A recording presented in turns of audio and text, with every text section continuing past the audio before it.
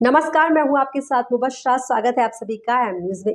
मथुरा के सोख नगर पंचायत में बीजेपी प्रत्याशी योगेश नंबरदार ने कड़ी मेहनत से जीत हासिल की और सोख के चेयरमैन बनने में सफल हो गए। लेकिन उनका कहना है वो ये जीत अकेले नहीं जीते, उनके बेटे राहुल नंबरदार अपने पिता के कंधे से कंधा मिला के हर कदम पर खड़े रहे और चुनाव में सबसे आगे रहे। राहुल ग्रेजुएशन कर रहे, शिक्षित होने के साथ उनमें राजनीति को लेकर अधिक उत्साह भी है। राहुल जो कि प्रतिनिधि के तौर पर काम कर रहे हैं, उनसे हमारी सब एडिटर बरखा सिंह ने खास बातचीत की। देखिए उस बातचीत के प्रमुख अंश। नमस्कार, मैं हूं बरखा सिंह। आप देख रहे हैं एम न्यूज के नए प्रोग्राम नगर के नायक। आज हम मौजूद हैं शौक में, जहां के चेयरमैन जो बने हैं योगेश जी, उनके बेटे प्रतिनिधि के तौर पर कार्य कर रहे हैं राहुल नंबरदार। राहुल जी, आपका हमारे चैनल में स्वागत है। बहुत बहुत धन्यवाद। राहुल जी, ये बताएगा कि अभी तो ऐसे आप स्टूडेंट हैं, पर आपको ही कार्यभार संभालना है, तो आपने क्या सोच के रखा है अपने इस शौक के लिए? जी, जैसे कि हमारे शौक में, जैसे कि हम बहुत दिनों से यहाँ पे घूम रहे हैं, लगभग 12 साल हो गई हमें। यहाँ पे अपनी तरफ से जो भी सेवा हम पे बनवा रही है वो कर रहे हैं, और हमने यहाँ पे देखा है कि ज़्यादातर 3 से 4 ऐसी मूलभूत यहाँ पे समस्याएं हैं जिनको हम काफ़ी समय से देखते आ रहे हैं। जिसमें से सबसे बड़ी जो समस्या है वो मीठे पानी की है, जिसको हम अपनी तरफ से कोशिश कर रहे हैं कि थोड़ा थोड़ा मीठा पानी हर जगह पहुँच पाए। हम जैसे कि बहुत सालों से यहाँ पे अपने टैंकरों द्वारा मीठा पानी हर घर द्वारा पहुँचाते हैं। जैसे कि यहाँ पे लगभग आज से लगभग 7-8 साल पहले यहाँ की जो लेडीज़ थी वो लगभग 2 से 3 किलोमीटर जाती थी, अपने सिर पर जो भी बर्तन होता था उसको रख कर लेके जाती थी। काफ़ी समस्या उठानी पड़ती थी, जैसे वो जाती थी पानी लेकर लाने के लिए बहुत दूर से। तो हमने समस्या को देखा और हमने यहाँ पे अपने टैंकर चलवाए, जितना भी हम पे ऊपरा वो हमने किया। और यहाँ पे एक और जो समस्या है, एक तो समस्या है गंदे पानी की निकासी की। जैसे कि गंदे पानी की निकासी की, जैसे यहाँ पे जो पोखर है, 2 पोखर हैं मेनली यहाँ पे बड़ी बड़ी। इसमें से एक पोखर है वो काफ़ी सालों से उस पर ना तो खुदाई हुई है, ना तो कोई उसकी सफाई हुई है। हमने समस्या को देखा, जैसे ही हम यहाँ पर आए, जैसे ही 2023 में जैसे हम चेयरमैन बने, तो हमने उसको पहले तो जितना भी हो पाया बिना टेंडर के उसको थोड़ा बहुत, उसमें से 300-400 ट्रॉलियाँ उसमें से खलवाई, थोड़ा बहुत उसकी सफाई करी। जैसे कि अभी जैसे वर्षा पड़ने वाली है, आपको जानती होगी, तो जैसे वर्षा का पानी जाके नाली, जल भराव की समस्या हो जाती है। जल भराव की समस्या हो जाती है, क्योंकि नालियाँ पतली पतली हैं और जल भराव इतना ज़्यादा हो जाता है, पोखर भी थोड़ी उसकी जो लेवल है वो ऊपर हो जाता है, इसलिए जल भराव की समस्या हमने देखी। तो हमने उसमें से खुदाई चालू करवाई और हम इस पे वर्क कर रहे हैं कि अच्छा सा टेंडर हम लाएं और इसका अच्छी तरीके से सौंदर्यीकरण करवाएं, जिससे कि सौंदर्यीकरण पे आप विशेष ध्यान देंगे आप? यस, सौंदर्यीकरण में हमारा मेनली फोकस होगा। पहले तो तलानी पोखर जितनी भी हैं, दोनों को समस्याएं को पहले हम सॉल्व कराएंगे, जिसमें कि पहले उनको खुदवाएंगे, बाद में सफाई कराएंगे। बैक्टीरिया वगैरह जितने भी मच्छर मॉस्किटो होती है उनके लिए हम जितनी भी दवाई होंगी उनको चारों तरफ बाउंड्री हो सके, जिससे कि ना कोई पशु ना कोई बच्चे जैसे कि उसमें गंदा कूड़ा डाल देते हैं, उसके लिए मेनली हम सराउंडिंग में पूरा क्या नेट वगैरह हो सकता है या टीन वगैरह जो भी हम उस पर वर्क करेंगे उसको बनवाएंगे। और उसके लिए जैसे कि यहाँ पे पास में नाले चलते हैं, उनके लिए डायरेक्ट मोटर की फिटिंग करवाएंगे, जिससे कि उसका जितना पानी उसमें भर सके, रात को पानी को वहाँ से निकाल सके, जिससे पानी की जो लेवल है कम होती जाए, रात को सुबह बढ़ जाए तो रात को कम हो जाए। और नाली वगैरह वो है जिनको जैसे कोई चौड़ी कम है, इसकी वजह से क्या होता है कि उसमें पॉलीथीन वगैरह बहुत सारे बंदे डाल देते हैं बाजार में, तो फंस जाता होगा। वो फंस जाती है, जिसकी वजह से क्या चौक हो जाती है, तो पानी भराव की समस्या वहाँ की होती है। मतलब आपने सारी समस्याओं का विश्लेषण कर रखा है? हाँ जी बिल्कुल, क्योंकि हम देखते आ रहे हैं ना, कम से कम 12-13 साल हो गए हमें देखते देखते, जितने भी हम सेवा मतलब कर रहे हैं, जिससे हम आ गए। आज हमें इतना यहाँ के लोग कस्बा वासियों ने हमें सपोर्ट करके, हमें भरोसा दिला करके इस समस्याओं को सुलझाने का हमें मौका दिया है, तो हमें समस्या तो पता ही है, हम इस पर वर्क करेंगे। क्योंकि गंभीर समस्याएं हैं, क्योंकि सबसे मेन तो ये जल की है। अगर स्वच्छ जल जनता तक नहीं पहुंच पाएगा तो जल के बिना तो ऐसे भी जीवन एकदम व्यर्थ है, तो ना जी सकता है इंसान। तो आपका कहना है कि सबसे पहले आप स्वच्छ जल की जो है इसकी व्यवस्था करवाएंगे जनता तक? यस।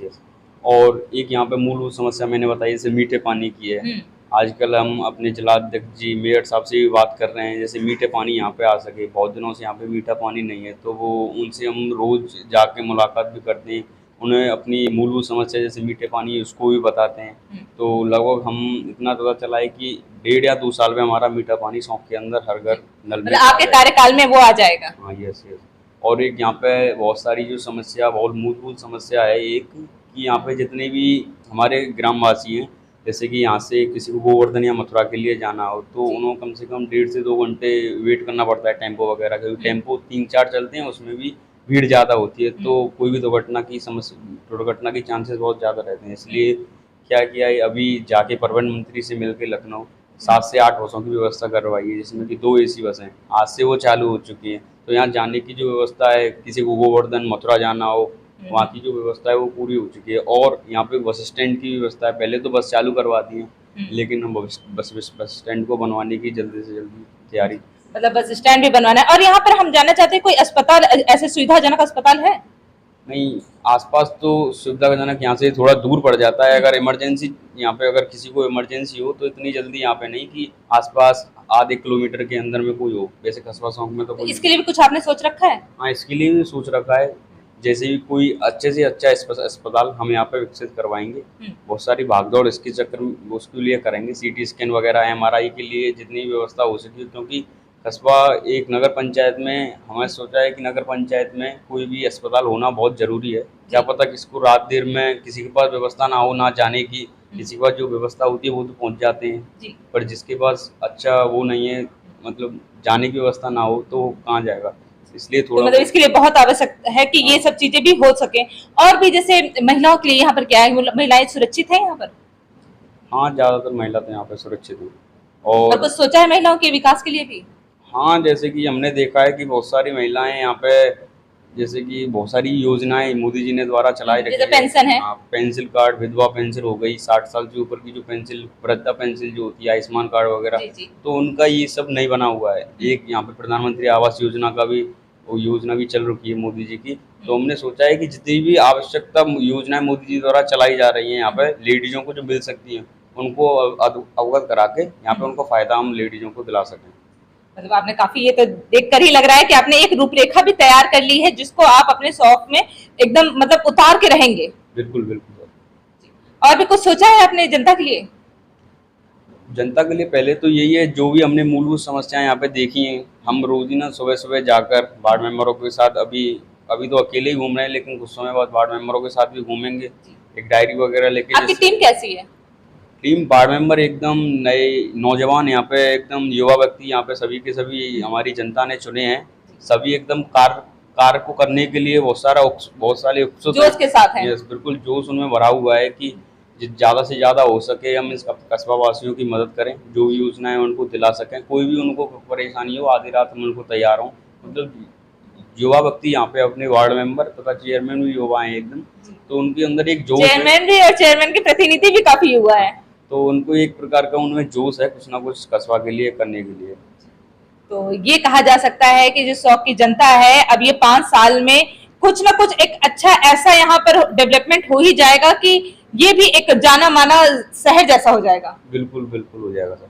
साफ सफाई के मामले में तो ऐसा ज्यादातर ऐसा कर देंगे कि, क्योंकि आप बीजेपी से हैं, तो आप स्वच्छ भारत मिशन पे कोई राय देना चाहेंगे? स्वच्छ भारत मिशन पे बिल्कुल होगा, क्योंकि जैसे भी यहाँ पे बाजार वगैरह है, उनको पहले तो हम थोड़ा बहुत उनमें ये फैलाएंगे कि स्वच्छता, ज़्यादा से ज़्यादा स्वच्छता कैसे की जाए, जागरूकता उन्हें करवाएंगे किसी ना किसी, लाइक द एडवर्टाइजमेंट के द्वारा, कोई ना कोई, जैसे कि खेल नाटक के द्वारा, कि क्या क्या उनसे परेशानी होती है पॉलिथीन वगैरह से, और भी जैसे कि प्रदूषण जो करते हैं हमारे प्रकृति को, क्या क्या जिसके द्वारा उनमें क्या, जिसमें क्या हर व्यक्ति को अपने आप में स्वच्छता के लिए हम जागरूक करेंगे। उसके साथ साथ सभी डस्टबिन है, हो सके तो 10-12 डस्टबिन हम पूरे बाजार में रखवाएंगे, जिसके द्वारा चलते हुए आदमी, जैसे कि नालियों में फेंक दिया या किसी रोड पे चलते हुए आदमी ने वो फेंक दिया, तो इसको बंद करने से जिससे नाली वगैरह भी चौक ना हो और हमारी प्रकृति को भी हानिकारक ना हो।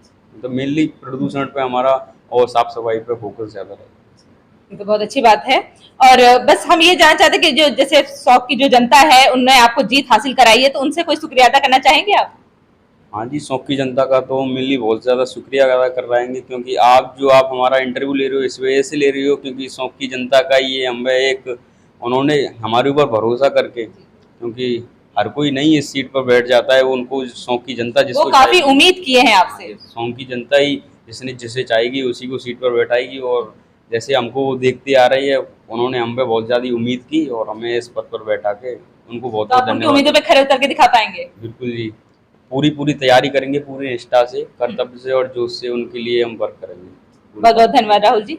बहुत बहुत ये थे हमारे साथ चेयरमैन प्रतिनिधि राहुल जी, जो कि अभी युवा है और अपना ग्रेजुएशन भी कर रहे हैं। साथ ही साथ वो देश और विदेश जितना भी चीजें हैं सब पे काफी ज्ञान भी उन्होंने रख रखा है। उन्होंने एक रूपरेखा अपने शौक के लिए भी तैयार कर रखी है और अपने नगर को अब तो देखना है कि वो 5 साल में क्या क्या कार्य करके दिखाते हैं, क्योंकि उन्होंने जो रूपरेखा तैयार की है वो काफी ही आधुनिक भी है। पर यही देखना होगा कि 5 साल में अब क्या होता है, शौक की जो विकास है, वो सौंदर्यीकरण है, वो कितना उभर के आती है। तब तक के लिए बने रहिए एम न्यूज़ के साथ। मैं बरखा सिंह। शोक की जनता योगेश को एक अलग विचारधारा और महिलाओं के सम्मान के लिए जानती है। राहुल ने भी योजनाबद्ध तरीके से कार्य करने का ठान लिया है, पर अब देखना है कि अपने किए हुए वादों पर वो कितना खरा उतरते हैं और शोक के 5 साल में कितना विकसित करके दिखाते हैं। तब तक के लिए बने रहिए हमारे साथ ऐसे तमाम अपडेट्स के लिए। फिलहाल नमस्कार। एम न्यूज़ साथ सच का।